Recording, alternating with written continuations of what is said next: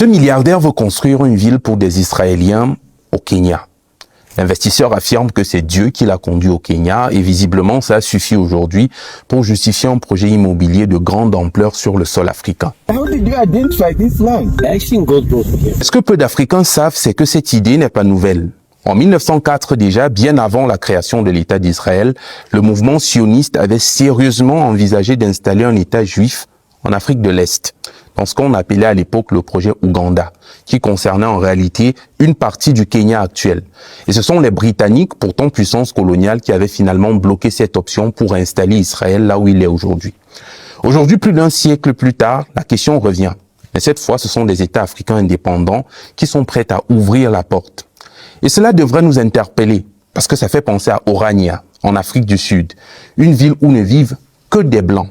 C'est la condition sine qua non pour y vivre, avant même qu'on ne cherche à savoir si vous avez les moyens ou pas d'y vivre. La ville est en Afrique du Sud, mais aucun Noir n'a le droit d'y vivre. Et là, il faut qu'on s'arrête un instant. Quand était la dernière fois que vous avez entendu parler de populations noires qui vont sur un autre continent pour acheter des milliers d'hectares et y créer une ville réservée aux Noirs? Jamais. Est-ce parce que nous n'avons pas cette culture d'expansion? Est-ce parce que nous n'en avons pas les moyens? Ou est-ce tout simplement parce qu'aucun État au monde n'accepterait qu'on vienne s'installer chez lui de cette manière sans y voir un risque stratégique majeur pour sa souveraineté? Parce qu'aujourd'hui en Afrique, on parle partout de souveraineté, de réparation, d'autodétermination. Mais dans le même temps, on est prêt à céder nos terres à des projets extérieurs, portés par des intérêts qui ne sont pas les nôtres. Et le plus troublant dans tout ça, c'est le discours. C'est Dieu qui m'a conduit ici. C'est exactement ce type de phrase qu'on a entendu dans l'histoire avant que des peuples entiers ne perdent leurs terres, leurs ressources et leur liberté.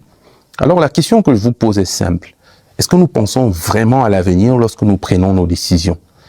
Dites-moi ce que vous en pensez en commentaire et continuez à suivre Afromédia pour un narratif africain sans complaisance mais sans condescendance.